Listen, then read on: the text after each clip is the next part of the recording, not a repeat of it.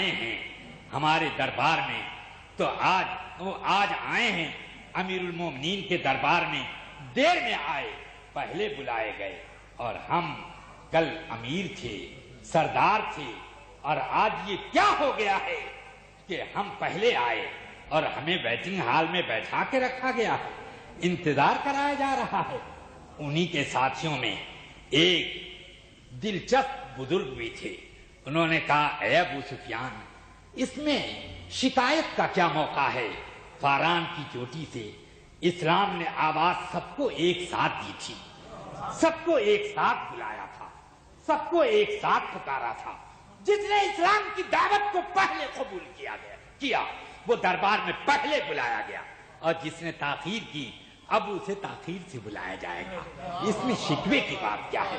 تھوڑی دیر کے بعد حضرت سیدنا امیر المؤمنین عمر فاروق نے ابو سفیان رضی اللہ عنہ اور ان کے ساتھیوں کو بھی طلب کیا، مگر امیر المؤمنین عمر فاروق تو پہلے ہی سے لوگوں کے دلوں کے حالات کا جائزہ لے لیتے تھے۔ ان کو سمجھ میں آ گیا کہ ابو سفیان کو ضرور یہ معاملہ شاک گزرا ہوگا۔ جیسے ہی یہ پہنچے فرماتے ہیں خباب، جب تم اسلام لائے تھے تو اسلام کے لیے تم کو کیا کیا مصیبتیں اٹھانی پڑی، ذرا تم اپنا کرتا اتارو اور آج مجھے اپنی وہ یادگاریں دکھاؤ۔ خباب ابن الارت کہتے ہیں کہ امیر المومنین، جب میں نے رسول اللہ کی غلامی کا قلعہ اپنی گردن میں ڈالا تھا، جب میں نے اسلام کا کلمہ پڑھا تھا، اس وقت انہی ابو سفیان کے ساتھیوں نے مجھے آگ کے انگاروں پہ لٹایا تھا۔ یہ دیکھیے، اپنی پیٹھ کھول دی اور اس پیٹھ پر گہرے گہرے زخم کے پرانے نشانات ابھی باقی تھے، جلے ہوئے چمڑے اور گہرائیاں اور عجیب طریقے کی کیفیت۔ فرمانے لگے، امیر المومنین اس پر ہاتھ پھیرتے، کبھی بوسہ دیتے، کہتے اے خباب، اللہ نے تجھے بڑی ہمت دی ہے، اللہ نے تجھے بڑی قوت دی ہے، اللہ نے تجھے بڑی عزت دی ہے، تیرے اوپر اللہ کی رحمتیں اتریں، تو نے اسلام کے لیے کتنی مصیبتیں جھیلی ہیں۔ میں پوچھنا چاہتا ہوں کہ یہ کون سا جذبہ تھا،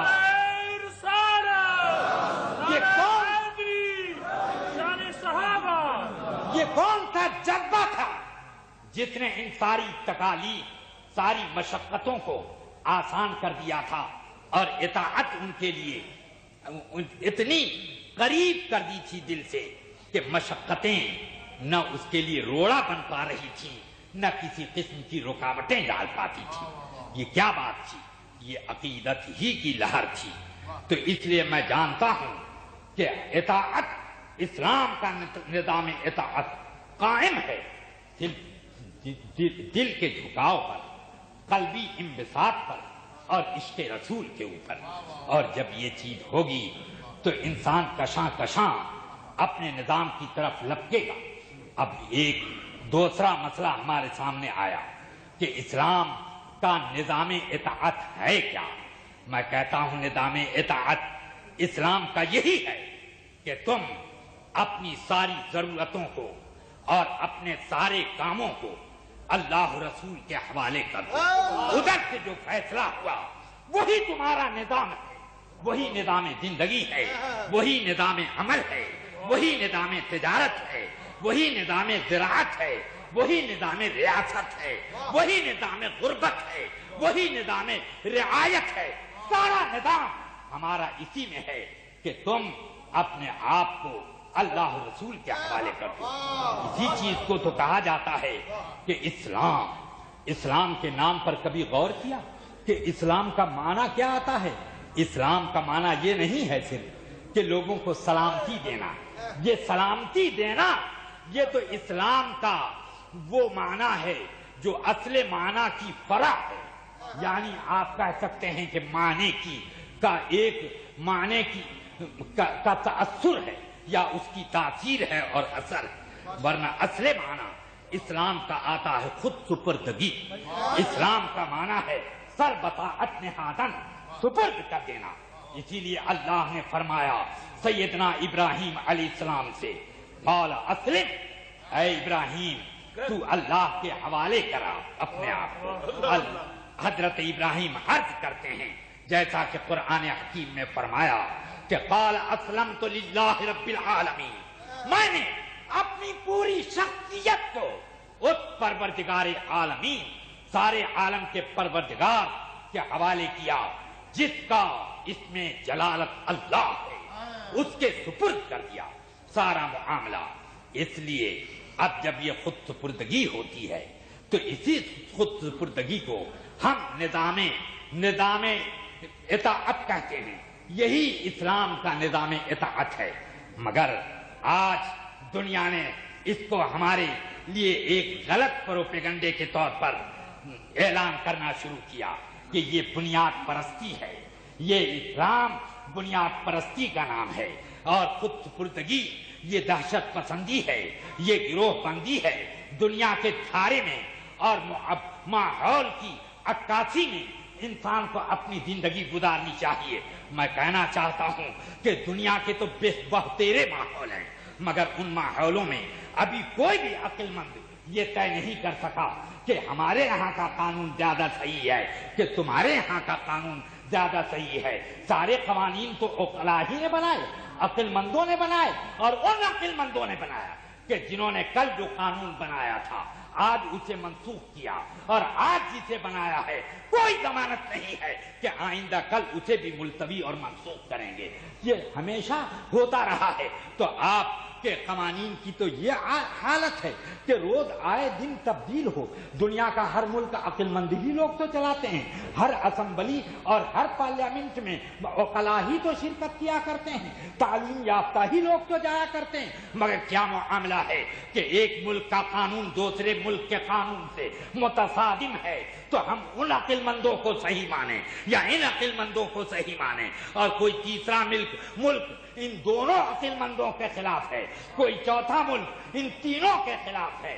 یہ اتحاد جب خود آپ نہیں پیدا کر سکتے تو پھر ہمیں کیوں کہتے ہیں؟ مگر میں نے یہ دیکھا کہ اسلام کا داعی جب کسی بات کو پکارتا ہے تو شرق سے غرب تک اور شمال سے جنوب تک ایک لہر دوڑتی ہے، اور سب کے سب اس کے لیے اپنی گردنیں اطاعت قبول کر دیتے ہیں۔ اسی لیے یورپ کا ایک مستشرق یہ کہنے پر مجبور نظر آتا ہے، کہتا ہے کہ یہ دنیا تو عجائب و غرائب کا سرچشمہ ہے، ہر روز کچھ نہ کچھ عجوبے یہاں پر پیدا ہوتے رہتے ہیں جس سے عقلیں حیران اور شستر ہو جاتی ہیں۔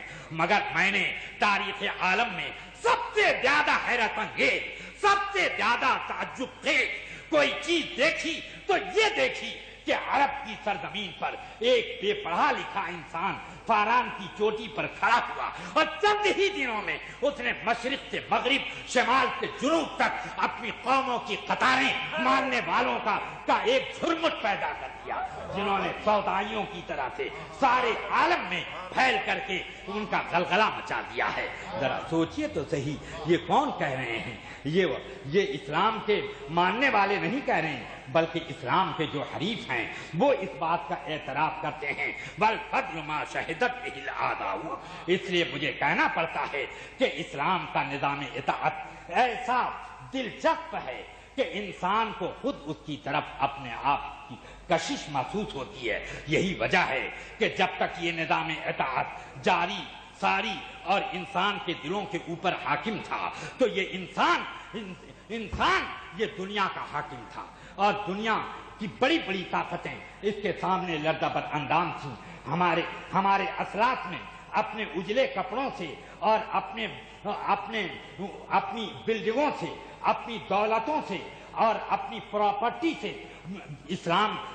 اپنا دبدبہ قائم نہیں رکھا تھا، بلکہ اپنے ان فرما بردار دلوں سے ساری دنیا کے اوپر اپنا دبدبہ قائم کر کے رکھا تھا کہ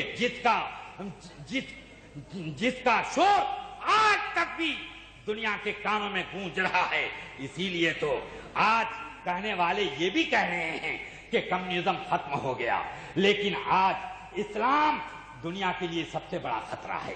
اب اسلام کے بنیاد پرست اگر یہ لوگ زندہ رہ گئے تو انسانیت کی سوسائٹی کو بگاڑ کے رکھ دیں گے، مگر ہم نے دیکھا کہ اسلام کی سوسائٹی کے اندر جو آ گیا، جس نے اسلام کا نظام اطاعت قبول کر لیا ہے، اس کی زندگی کے اندر ایک ایسا انقلاب برپا ہوا کہ وہ جس راہ سے گزرا اس راہ کے اندر، اس راہ میں رحمتوں کی بارش ہونے لگی۔ جس راہ سے وہ گزر گیا وہ اپنے اثرات چھوڑ کے گیا۔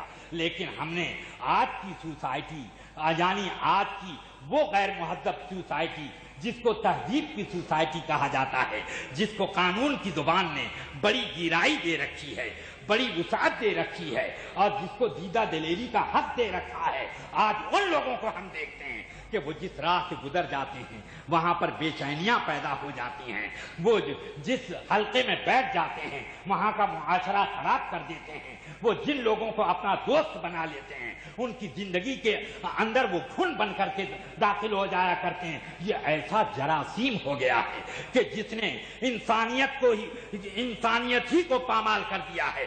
آج ہمیں سمجھ میں نہیں آتا کہ یہ دو ٹانگوں پر چلنے والا انسان بھی ہے یا کوئی درندہ ہے، یہ ہمیں سمجھ میں نہیں آتا۔ بلا شبہ اسلام کے داعیوں کو، اسلام کے داعی صلی اللہ علیہ وسلم کے غلاموں کی قطاریں دیکھیں۔ جب اسلام کی دعوت دلوں کے اندر پیوست تھی، اسی ماحول میں تو یورپ کا وہ حصہ جسے روم کہا جاتا ہے فتح ہوا تھا، تو اس وقت روم کے لوگوں نے اپنی دوشیزاؤں کو بیٹھا دیا تھا۔ کہاں؟ سارے بالا خانوں پر، ساری چھتوں پر، شاہراہوں پر کھڑا بھی کر دیا۔ کیوں؟ کہ اسلام کا لشکر آج شہر کا جائزہ لینے کے لیے نکل رہا ہے۔ مگر اس وقت دیکھا یہ گیا کہ مجاہدین اور اسلام کے ماننے والے لوگ جب ان گلیوں سے گزرے سب کی نظریں جھکی ہوئی تھیں، کوئی گلی کی بہاروں کو نہ دیکھ سکا، بلڈنگوں کو نہ دیکھ سکا، شاہراہوں کو گن نہ سکا، عمارتوں کی بلندی کو نہ دیکھ سکا۔ نگاہوں پر محمد رسول اللہ کا پہرا بیٹھا ہوا تھا۔ آج نگاہوں کے سامنے وہ نہیں تھے مگر پہرا تھا۔ کیوں پہرا تھا؟ کہ نگاہ کے سامنے نہ ہوں مگر دل کے سامنے تو مصطفیٰ ہیں، ان کا جلوہ کار فرما ہے، تو حکومت یہاں سے تو ہوتی ہے۔ بولو آج کیا ہے؟ کسی ملک کو فتح کرنے کے بعد آپ دیکھتے نہیں ہو کہ ظالموں نے کتنے مظالم کیے ہیں۔ کوئی بھی ملک بڑا ہی ترقی یافتہ، بڑا ہی تہذیب یافتہ، جب وہ کسی ملک کے اوپر اپنا قبضہ جماتا ہے، کسی خطے کے اندر داخل ہوتا ہے، تو وہاں پر گناہ گار، بے گناہ اور وہاں کے سپاہی اور رعایا کا فرق مٹا دیا کرتا ہے۔ لوٹ کھسوٹ اور لوگوں کی آبروؤں کی پامالی، بچوں کو یتیم کرنا، یہ سب کتنا آسان ان کے لیے ہو جاتا ہے۔ بلکہ آپ کو میں بتا دوں کہ آج کیوں خاموش ہیں زبانیں ان لوگوں کی جن لوگوں نے آج بوسنیا میں اور دوسرے بھی کئی مقامات پر مسلمانوں کے ساتھ زیادتی کا منظر خود اپنی آنکھوں سے دیکھا ہے، اور برسہ برس گزر گئے اور آج تک وہ سلسلہ جاری ہے۔ مگر آج کیوں نہیں انسانیت نواز شعبے آج حرکت میں آتے؟ بات کیا ہے؟ کیوں یہ لوگ خاموش ہیں؟ اور ذرا سا ایک بھی کوئی یورپین امریکن کہیں پر کسی نے اغوا کر دیا اور کہیں پر کوئی بات پیدا ہو گئی تو اس وقت ساری مشینریاں حرکت میں آ جاتی ہیں۔ آخر یہ کیوں ہوتا ہے؟ ایسا کیوں ہوا کرتا ہے؟ میں یہ سمجھ رہا ہوں کہ آج صرف یہ سوتیلے پن کا جو رویہ اختیار کیا گیا ہے، اس وجہ سے کہ ساری دنیا کی قومیں اس بات کے اوپر متفق ہیں کہ اگر آج تھوڑی سی ریلیف اور تھوڑا سا تعاون اہل اسلام کو مل جائے تو دنیا کے اوپر اپنی تہذیب کو، اپنے کلچر کو، اپنے نظام اطاعت کو نافذ کرنے میں یہ دیر نہیں کریں گے۔ اور اسی لیے ان لوگوں نے کہا کہ یہ بنیاد پرست قوم ہے۔ ذرا ایک بات درود پاک عشق و محبت کی فضاؤں میں تحلیل ہو کر بارگاہ رسالت میں پیش کریں۔ اللہم صلی علی سیدنا و مولانا محمد معدن الجود والکرم وعلی آلہ واصحابہ وبارک وسلم۔ رفیقان گرامی، اب ایک آخری نقطے پر میں تھوڑی سی گفتگو کر کے آپ سے رخصت ہونا چاہتا ہوں۔ آج اسلام کے نظام اطاعت میں जो इस कदर तशद्दुद तफर्रुक पैदा हो गया है, जिसकी वजह से कुछ लोगों के जहनों में ये खलजान या शुबहात पैदा होने लगे हैं कि इस्लाम के अंदर कोई खामी है, जिसकी बुनियाद के ऊपर इस्लाम के मानने वाले लोगों में अब इस्लाम के कवानीन की इताअत का वो जज्बा न रहा जो आदे सहाबा में था, जो आदे ताबईन में था। नहीं, बल्कि आज से 100 साल पहले भी था, आज से 50 साल पहले भी था, आज से 25 साल पहले भी जो था, वो जज्बा आज न रहा। जरूर इस्लाम के अंदर कोई कसूर है, कोई फतूर है, कोई खामी है। आज इस्लाम के अंदर थोड़ी तब्दीली की जरूरत है। आज इस्लाम के कवानीन को कुछ नर्म करने की जरूरत है, इसकी पॉलिसियों को ढीला करने की जरूरत है। मैं बताऊं मोहतरम हज़रात, ये ढील मुआशरे में जो दी गई, इसी का ये नतीजा है कि आज दुनिया में जराइम बढ़ते जा रहे हैं। वरना हकीकत यह है कि जब कोई भी तहजीब के अंदर जरासीम, गंदे जरासीम पैदा होने लगे और जब तहजीब को परागंदा करने के आसार नुमायां होने लगे, पहले ही दिन अगर उसकी सरकोबी ना की गई तो उसका नतीजा बड़ा खतरनाक साबित हुआ करता है। आज हमारे माहौल में कुछ ऐसे ही कैफियतें पैदा हो चुकी हैं। इसलिए मैं आपको बताना चाहता हूं कि इंसानों का ज़हन बिगड़ गया है, इसलिए वो इस्लाम का नाम लेते हुए भी इस्लाम के कवानीन का बागी है। हम ऐसे लोगों को इस्लाम नहीं कहा, वो हम इस्लाम का मुतीओ फरमाबरदार गुलाम नहीं मान सकते, बल्कि हम ये कहेंगे कि उसने एक सिर्फ अपना शनाख्त के तौर पर अपना नाम मुसलमान रख छोड़ा है। वरना इस्लाम की तहजीब को, उसके कल्चर को जब तक कि अपने दिलों में न उतारे, उस वक्त तक ये नहीं माना जाएगा।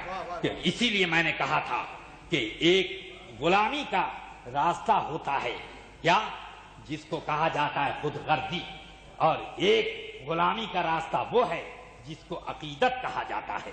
तो इस्लाम ने इखलास और अकीदत पर अपने निज़ाम इताअत को कायम किया है। और आज दुनिया के अंदर जितनी परागंदगी आप देखेंगे वो खुदगर्जी की बुनियाद पर है। हाँ, खुदगर्जी ने इंसान को आज दरिंदा बना दिया। खुदगर्जी ने कितने इंसानों को आवारा बना दिया। इस खुदगर्जी ने कितने इंसानों को जुआरी और कबाबी बना दिया। इस खुदगर्जी ने कितने इंसानों को जालिम और जल्लाद और खुरेस बना दिया। कितने इंसानों को चंगेज खां का भी हीरो बना दिया है। इसी खुदगर्जी ने इंसान को कितना हवसनाक और कितना खौफनाक बना करके रख दिया है। आज हम ये कहने पर मजबूर हैं कि हमारे ये इस्लाम के निज़ाम इताअत के अंदर कोई खामी न थी। कोई खामी हो तो अक्ल की तराजू और अक्ल की कसौटी पर कस करके कोई भी बंदे खुदा हमारे सामने पेश कर, हम उसके लिए खत्ते गुलामी लिख देंगे। लेकिन सुन लीजिए कि आज तक कोई इंसान ऐसा पैदा न हुआ। अलबत्ता बहुत से ऐसे मुस्तशरिकीन जरूर आए जिन्होंने इस्लाम के निज़ाम अखलाक की भी तारीफ की, इस्लाम के निज़ाम हया की भी तारीफ की, इस्लाम के निज़ाम खानादारी की भी तारीफ की, इस्लाम के निज़ाम हुकूमत व खिलाफत की भी तारीफ की, जिन्होंने इस्लाम के जज्बा इताअत की भी तारीफ की, जिन्होंने इस्लाम के हर गोशे पर तारीफ की है। आप मुझे बताएं ये कौन सा जज्बा है कि आज से चंद ही साल पहले की बात है, ये कई 100 साल पहले की बात नहीं मैं कह रहा हूं कि अमेरिका के डॉक्टरों ने हुकूमत को मशवरा दिया था कि शराब इंसान की अक्ल को कमजोर करती है, कल्ब के अंदर सौदावी कैफियत लाती है और इंसान की उम्र को कम कर देती है, इंसान की फिक्र में वो कमजोरी लाया करती है और नतीजे तक पहुंचने में इंसान के लिए वो थकन का एक जरिया साबित हुआ करती है। इसलिए शराब पर पाबंदी लगाई जाए। तो डॉक्टरों के मशवरे को कबूल करते हुए قانون بنا دیا گیا کہ جتنے بھی بار ہیں، جتنے بھی شراب خانے ہیں، ان کے لائسنس کینسل کیے جائیں اور شراب کے پینا جرم قرار دیا جائے۔ سارے بار بند ہو گئے، سارے شراب خانوں پر تالے چڑھ گئے، مگر جتنے شراب خانے چل رہے تھے لائسنس پر، اس سے بہت زیادہ انڈر گراؤنڈ کھل گئے۔ اور اب پولیس نے راتوں کو سڑکوں پر کتنے مدہوش متوالے لوگوں کو شراب کے نشے میں دھت گرفتار کیا۔ پہلے دن چند لوگ، دوسرے دن کچھ زیادہ لوگ، تیسرے دن کچھ اور زیادہ لوگ۔ اب جیل خانے بھرنے شروع ہو گئے اور جیل کے اندر جگہ باقی نہ رہ سکے، تو اب پھر آوازیں گونجی قانون ساز اسمبلی کے اندر کہ یہ تو اس طرح سے ہم اپنی قوم کے اوپر کنٹرول نہ کر پائیں گے۔ سارے شراب خانے بند کرنے کے باوجود بھی یہ شراب کیسے لوگوں کو مل جاتی ہے، یہ کیسے لوگ پی رہے ہیں؟ ایسا معلوم ہوتا ہے کہ شراب پر ہم تو پابندی لگا سکتے ہیں، مگر ہماری قوم شراب پینے کی پابندی قبول کرنے کو تیار نہیں ہے، اور ہم قوم کے نمائندے ہیں، اس لیے ہم اب اس پابندی کو اٹھاتے ہیں۔ جتنے لائسنس ضبط کیے گئے تھے سب واپس کر دیے جائیں، سب ان لوگوں کو دے دیے جائیں، سارے بار کھول دیے جائیں، شرابیوں کو کھلی اجازت دے دی جائے کہ جس کو جی میں آئے وہ شراب پیے۔ ذرا سوچئے کہ آپ نے قانون بنایا اور قانون توڑا۔ کیوں قانون بنایا؟ کیوں قانون توڑا؟ قانون بنایا تھا اس لیے کہ قوم کا عقلی مفاد اسی میں ہے، اور قانون توڑا کس لیے آپ نے؟ اسی قانون کو منسوخ کیا کس لیے؟ آپ کا اپنا ذاتی مفاد تھا، خود غرضی پر آ گئے کہ ہم قوم کے نمائندے ہیں، اس لیے قوم کی خواہشات کا احترام کریں۔ مگر آؤ میرے آقا سرور کائنات صلی اللہ تعالی علیہ وسلم کے ماننے والوں کی وہ جماعت بھی دیکھو کہ جن کو گھٹی میں بھی شراب پلائی جاتی، سب سے پہلے پیدا ہونے کے بعد جو قطرہ ان کے حلق سے اترتا تھا وہ نہ شہد کا تھا نہ ماں کے دودھ کا تھا، بلکہ وہ شراب کا قطرہ اتارا جاتا تھا۔ بولو اب وہ لوگ کتنے عادی تھے شراب پینے کے؟ وہ لوگ وہ تھے کہ نماز بھی کے وقت میں بھی شراب پی لیتے تھے، مگر بعد میں ان کو روکا گیا تو رک گئے۔ وہ لوگ اپنی فرحت و تفریح کے موقع پر کھانے پینے کے بعد بھی وہ شراب پی لیا کرتے تھے۔ مگر آؤ میں آپ کو بخاری کی ایک حدیث سناؤں۔ سیدنا انس بن مالک رضی اللہ تعالی عنہ فرماتے ہیں کہ ایک روز حضرت ابو طلحہ کے دوستوں کا جمگھٹا ہمارے گھر لگا ہوا تھا۔ ابو طلحہ نے مجھے حکم دیا کہ جام و مینا لو اور سب کو جام پلاتے جاؤ۔ شراب کے جام میں پیش کرتا گیا۔ اتنے میں گھر کے باہر گلی میں کوئی آواز سنائی دی۔ ابو طلحہ نے مجھ سے کہا کہ اے انس ذرا باہر جا، دیکھ یہ کیسا اعلان ہو رہا ہے۔ وہ باہر سے فوراً پلٹ کر آئے۔ انس کہتے ہیں میں نے عرض کیا کہ اس وقت اعلان کرنے والا اعلان کر رہا ہے کہ الا وان اللہ ورسولہ قد حرم الخمر، سن لو کہ آج اللہ نے اور اس کے رسول نے شراب کو حرام کر دیا ہے۔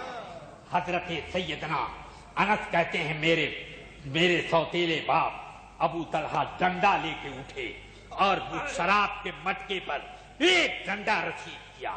جن کے ہاتھ میں جام تھا جام زمین پر پٹک مارا، جن کے منہ میں شراب کی گھونٹ تھی فوراً انہوں نے کلی کر دی۔ اور اس روز مدینے کی گلیوں کا یہ حال تھا کہ گلی کے ہر حصے میں شراب کی ندی بہ گئی۔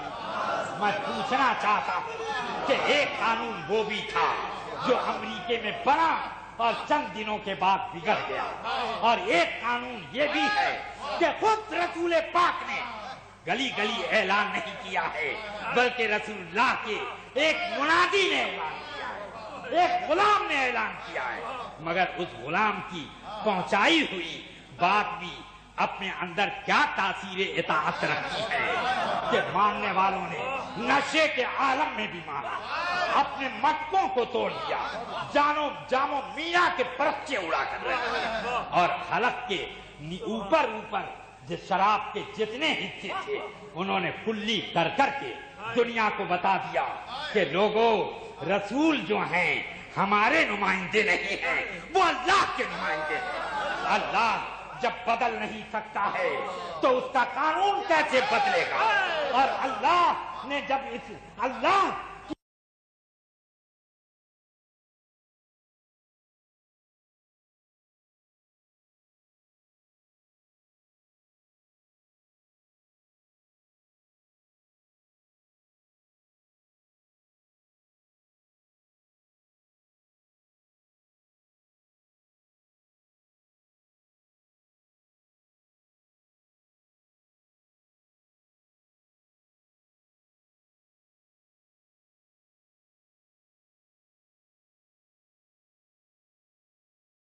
مرضی جب بدلی نہیں جاتی ہے تو پھر اس کا رسول اپنا قانون کیسے بدل دے گا؟ وہ تو اللہ کا نمائندہ ہے، تم قوم کے نمائندے ہو، اس لیے تمہاری قومیں بدلیں گی تو تمہارا نظام بھی بدلے گا، تمہاری ذہنیت بھی بدلے گی، تم خود اپنے ضمیر کے خلاف بولو گے، مگر جو خدا کا نمائندہ ہوگا، جو خدا کا نقیب ہوگا، جو خدا کا نائب ہوگا، جو خدا کا خلیفہ ہوگا، اس کے بتائے ہوئے قانون میں کبھی تغیر نہ آئے گا اور وہ تاثیر سے کبھی خالی نہ ہوگا۔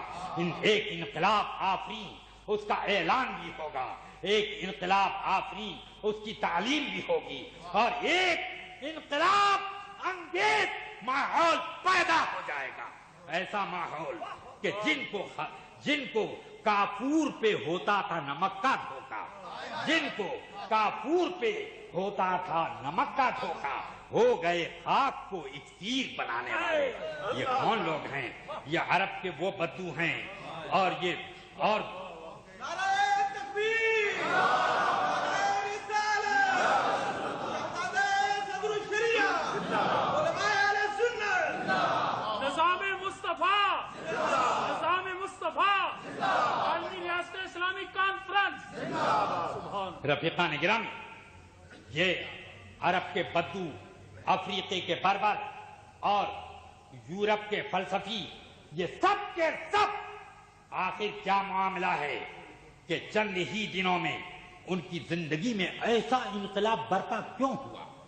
یہ کس نے انقلاب برپا کیا تھا؟ یہ کون سی تعلیمات تھیں؟ انسان کے ضمیر کو للکارتا ہے اسلام، یہ کانوں سے نہیں متعلق ہے، یہ دل سے متعلق ہے۔ اس وجہ سے قرآن کے کو از اول تا آخر آپ پڑھ لو، قرآن میں کہیں یہ نہ کہا گیا کہ لوگوں تم اپنے کان سے سنو اور اپنی آنکھ سے دیکھو اور اپنی زبان سے بولو، یہ کہا گیا ہے کہ ان فی ذلک لآیات لقوم یعقلون، ان فی ذلک لآیات لقوم یتفکرون، ان فی ذلک لآیات لقوم یتفقہون، ان فی ذلک لآیات لقوم یتدبرون، ان فی ذلک لآیات لقوم یعلمون، ان فی ذلک لآیات لأولی الالباب، ان فی ذلک لآیات لأولی الابصار۔ ہر جگہ ہم دیکھ رہے ہیں کہ قرآن خطاب کر رہا ہے، کبھی فکر کو خطاب کر رہا ہے، کبھی بصیرت کو خطاب کر رہا ہے، کبھی عقل کو خطاب کر رہا ہے، کبھی قوت تدبر کو خطاب کر رہا ہے، کبھی انسان کی علم و دانائی کو مخاطب کر رہا ہے۔ یہ ہر جگہ یہ باطنی ہی قوت کو کیوں مخاطب کیا جا رہا ہے؟ اس لیے کہ اس نظام کو باطن میں چلنا ہے اور باطن میں اس کی جڑوں کو پیوست ہونا ہے۔ جب باطن میں اس کی جڑیں پیوست ہوتی ہیں تو اس کے برگ و بار آدمی کے جسم سے ظاہر ہوا کرتے ہیں۔ اس لیے قرآن فرماتا ہے ان صلاتی و نسکی و محیای و مماتی للہ رب العالمین، کہ میری نماز، میری عبادتیں اور قربانیاں، میری زندگی، میری موت سب اللہ کے لیے ہے جو سارے عالم کا پروردگار ہے۔ آپ ذرا سوچیں کہ ہر قوم نے اپنے یہاں اپنے مذہب کی پابندی اور اپنی دنیاوی ضرورتوں کو الگ الگ دو حصوں میں بانٹ کے رکھا ہے۔ آپ قوم یہود کو دیکھ لیں، قوم نصارہ کو دیکھ لیں، قوم ہنود کو دیکھ لیں، آپ جینیوں کو دیکھ لیں، آپ زرتشتوں کو دیکھ لیں، ساری دنیا کی قومیں مذہب ایک کیٹیگری میں اور دنیا کے معاملات دوسری کیٹیگری میں رکھے، مگر اسلام ہی ایک مذہب ہے جس نے انسانوں کی ساری دنیاوی ضرورتیں لا کر کے نظام اطاعت میں سمیٹ دی ہیں کہ ہم سن لو، ہم نے پابندی تمہاری بنیادی ضرورتوں پر نہیں لگائی ہے، تم کھاتے ہو، بھوک لگے گی، یہ فطرت ہے، مگر کھانا بھی ہوگا تو للہ رب العالمین، اور تمہیں سونا بھی ہے، پابندی نہیں ہے، للہ رب العالمین، تمہیں تجارت کرنی ہے، للہ رب العالمین۔ اس لیے ہم جب کوئی بھی کام اپنی معیشت کے لیے کریں گے تو اس میں دین کا پہلو تلاش کریں گے، یعنی اس دنیا کے کام کو ہم دنیا داری نہیں رکھیں گے، اس کو بھی دینداری بنائیں گے۔ تجارت کریں گے تو حلال و حرام کا زاویہ کھینچ کر کے ہم دونوں کی کا تفرقہ کر کے جب کھائیں گے پیئیں گے، زراعت کریں گے، مکان بنائیں گے، دوستانہ کریں گے، دشمنی کریں گے، جنگ کریں گے، صلح کریں گے، ہر معاملے میں ہمارے ساتھ ایک معاملہ ہوگا، ان صلاتی و نسکی و محیای و مماتی للہ رب العالمین۔ ہم ہوئے، تم ہوئے، یا آسیے میں خار ہوئے، ہم ہوئے، تم ہوئے، یا آسیے میں خار ہوئے، بک گئے روزے عدل پیر خرابات کے ہاتھ، بک گئے روزے عدل پیر خرابات کے ہاتھ، اور جب بکے تو پھر ایسا اثر کہ دنیا نے عزتوں کے خطبے پڑھے اور ہمارے گن گائے، اور یہ حال ہوا کہ سرکار آسی یہ کہنے پر مجبور نظر آئے کہ جب تک بکا نہ تھا کوئی پوچھتا نہ تھا، جب تک بکا نہ تھا کوئی پوچھتا نہ تھا، اور تم نے خرید کر مجھے انمول کر دیا۔ وآخر دعوانا ان الحمدللہ رب العالمین۔ السلام علیکم ورحمۃ اللہ۔ حضرات، یہ تھے حضرت صدر الشریعہ کے نور نظر محدث کبیر شیخ الحدیث حضرت علامہ مفتی ضیاء المصطفیٰ صاحب قادری، جنہوں نے اپنے پرمغز عالمانہ محققانہ خطاب سے مجھے اور آپ کو نوازا۔ اللہ حضرت کا سایہ علیہ السلام پہ قائم اور دائم رکھے۔ معزز سامعین،